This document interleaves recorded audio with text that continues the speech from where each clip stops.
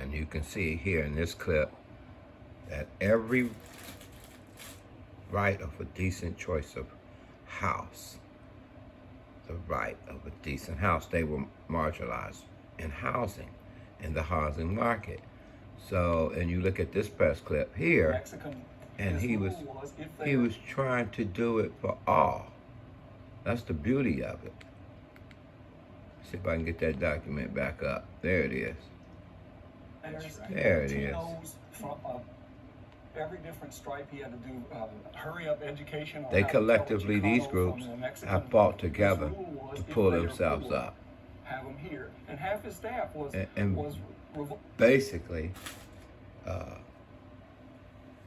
we have not. The church leaders were responsible to continue in King's thing, dealing with the poor and equality. The African American church. Somewhere we are far from where King was as far as equality, because you can just look at where one person lives and where the next person lives, but they all go to the same church. So that is where the fight was dropped. We were told, well, just pay God your 10% and you're going to get rich. And let me say that. I don't care who started it. It's been around a long time. But without a collection for the saints, in 2021, you're going to look like a fool. If you're not giving and receiving, you're like a fig tree that's unproductive. You probably will not be able to produce anything else the rest of your life. As far as for God, they'll be in little bitty spurts. You will never hit the big lick or to come into the full mind of the Lord for your ministry if you're not giving. It's just that simple. That old tradition, that old way of doing things, that old Moses way, and I'm the prophet Elijah and bring me the oil and feed me first and all that mentality is gone. Moses is dead.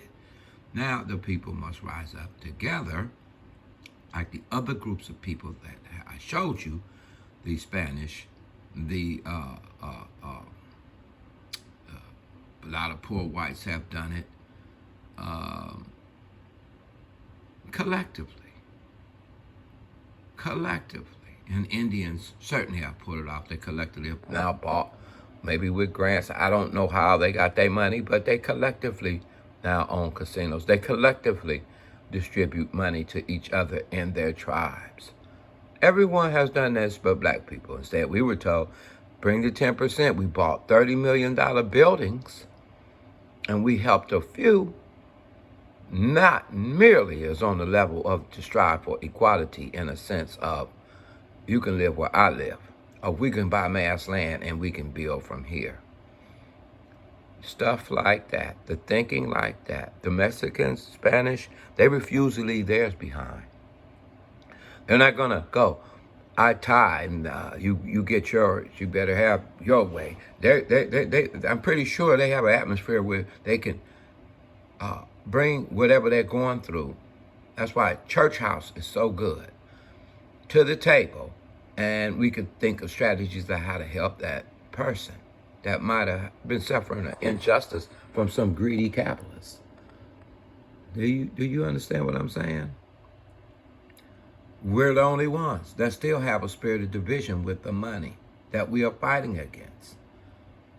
There's a lot of work for the other groups, but the bottom line is the right of a house has been, they heard that speech, so it's been moved around now.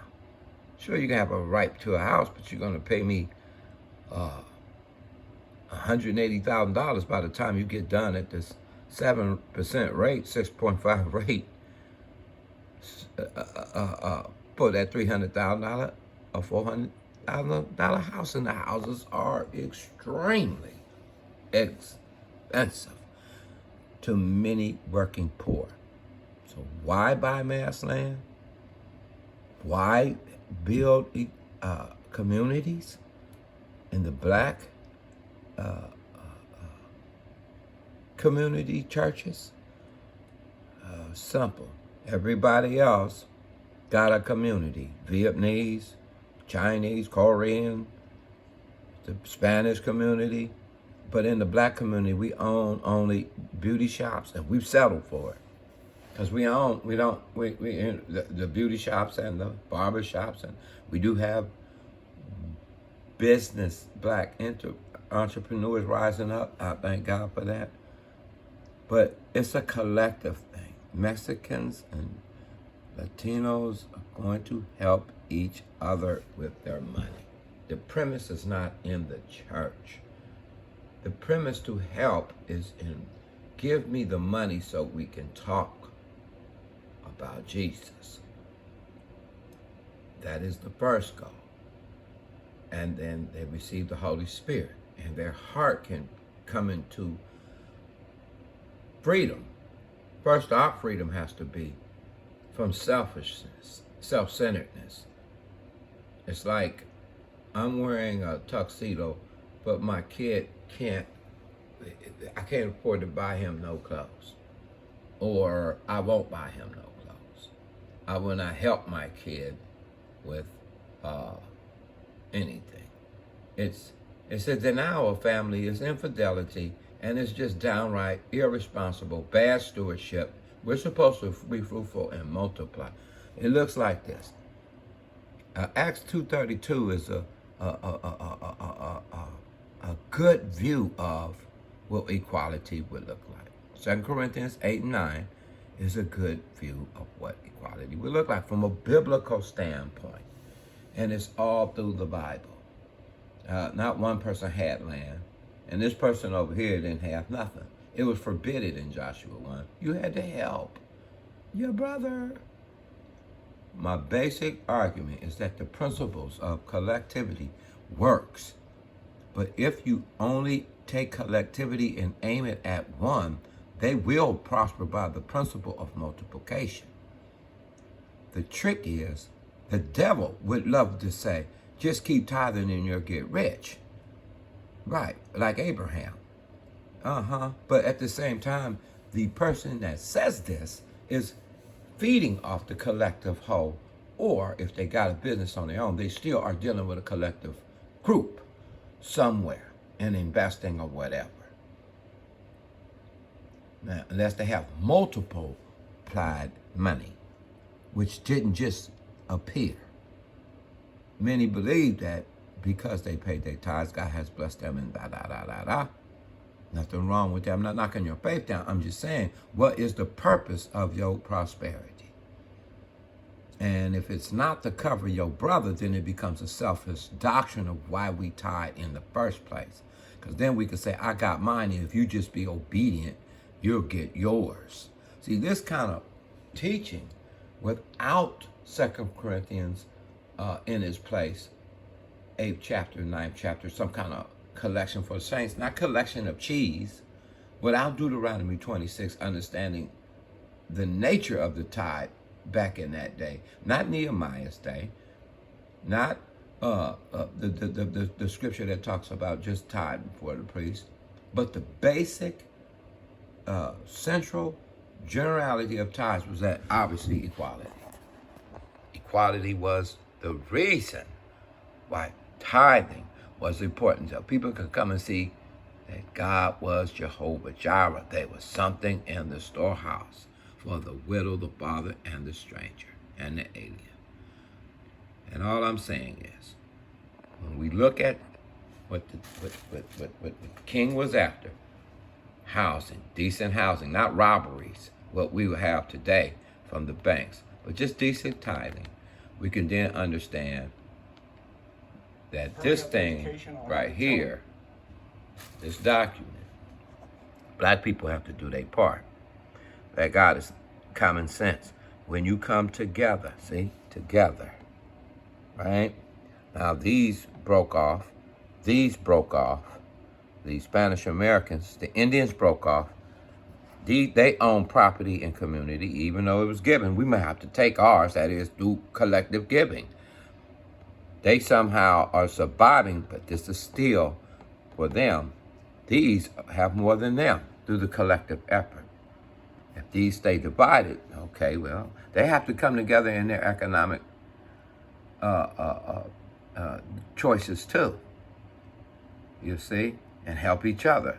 Spanish Americans definitely are helping themselves, but I don't think none of these groups are fighting for equal land or anything for black people right now. I think it's very quiet, but they do come out against police brutality. But it is now the people that have helped the people in some kind of way. We must learn from immigrants now that it is through unity, collectivity, dealing with your money that you get somewhere. It's in your face. And for the most part, the people that have tithe, the question is, would God give you a job if you didn't tithe? Is God good based on what you do or based on what he's done? And second, the people that did tithe, it has to be for the collective whole, or offerings for the collective whole in case of necessities. 2 Corinthians 8 and 9 chapter. Go back to Deuteronomy 26. What was Paul's argument in 8 and 9? That there be what? Equality. So the principle of equality, not who I am, what's my name. No, it is the principle of equality that King died for. Now, if you are a prophet, you point. He pointed to the principle of equality.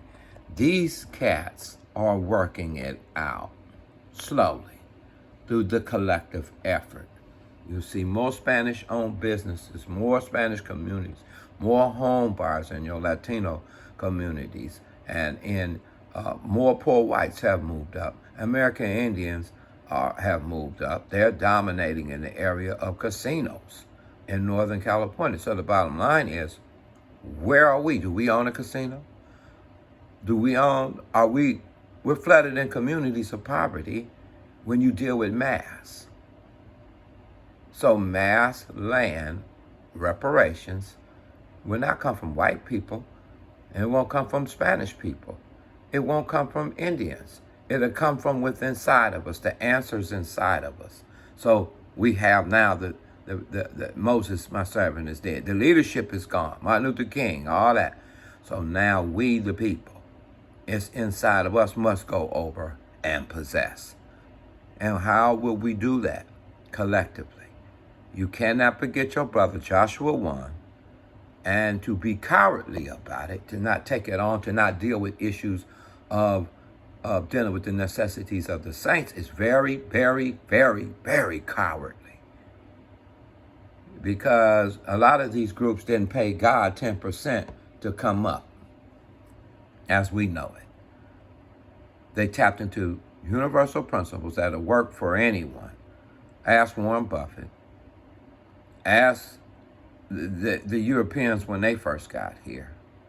Okay, the elites. It's a numbers game. It's multiplication. It's tapping into multiplication and collectivity, though they tell you individually. Yet they unite with their money. They can monopolize. So power is in the numbers. Unity is where the blessing or the empowerment comes. And to carry it out now is high time for black leadership of all kinds to address the issue of land. Elijah Muhammad, he had brung it up in the 30s. He was right. That was a true prophetic utterance. Because with land, you can also lease commercial. Back to them.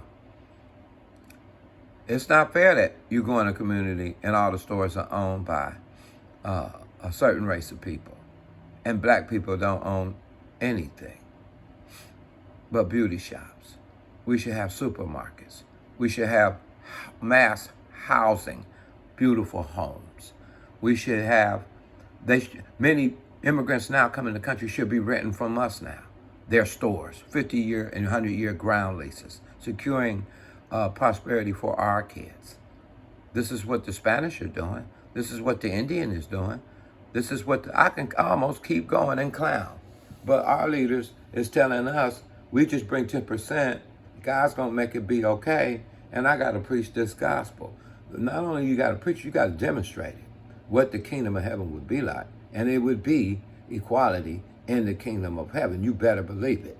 There won't be no opportunity to get your brother for every dime. And I'm not talking to preachers now. I'm just talking in general by principle. There won't be no usury. There won't be no taking advantage for privilege. There won't be none of these things. So we got to demonstrate it. And the gap between the rich and the poor, and I have to use my brother Copeland, if you have $700 million, Brother Copeland, through selling books and tapes that we the people bought, the point is, or what the media is saying, Brother Creflo Dollar, and the rest that have became rich, whoever you are, the picture looks like the United States. You have the elite living in 2 and 3 matches, and they'll come right over there and find the one getting on the bus, the poor. And for black, it really looks bad. That's why, Ruffalo, you didn't fit with the Copeland theology of the word of faith. That is to say, we're going to come up. Yeah, people came up and got jobs because of perseverance and faith in God, and God was going to do it anyway. He's answering prayer of the ancestors. But now, unless we show mass communities, debt cancellations of mortgages, people leasing companies, 50-year ground leases from land we own. Let me say this, we ain't said nothing. The battle was the land from the time Hamilton and them began to go in those courts and fight for land rights. And who's going to get what? So to come against that monster, it's going to take a collective force. There's your Goliath. The collective force, using its money, comes together, puts it in a stone, and the big tag over that mass tract of land, like in Elk Grove, California, right now, you'll be able to purchase it. And with lawyers, you'll be able to get it for real. Now, you got to wiggle it out of the hand of the capitalist whose intention is to build more stores, a mall, all this, all that. They call it plans. But really, it's been thievery. And to the black people, it's really been thievery. You don't have a right to keep using land, and the black people didn't get land. See, you keep using it, the power structure, and using it to make more money for the rich. So, bidding on land would be nice, but then if we bid, we got to have more money than the wealthiest man, right? So it's going to take prayer, the Spirit's direction. There was, 19 blacks that YouTube it, that bought 97 acres of land, remember? Just recently, on YouTube. Go to YouTube. Now, we don't know where that land is, because location is everything. Certainly the land in New York City is taken, right? But wherever it is, we can develop. And we need more black engineers, more developers, black. We need more people. It could be whoever wants to help us, so to speak, like this man died to help all races of people that have been used by a Pharaoh, Egyptian system to slave these Hebrews. And the bottom line, brother, if we don't do it, you're going to see more Spanish Americans prospering, more casinos and American Indians, even though they live in poverty, they still have a base where there's distribution of wealth. And you'll have more poor whites. And for many of you, I'm so sorry, you'll never catch your pastors as far as what they have. They have more than enough, some of them. And if you guys don't start helping each other, and you praying to God, telling him to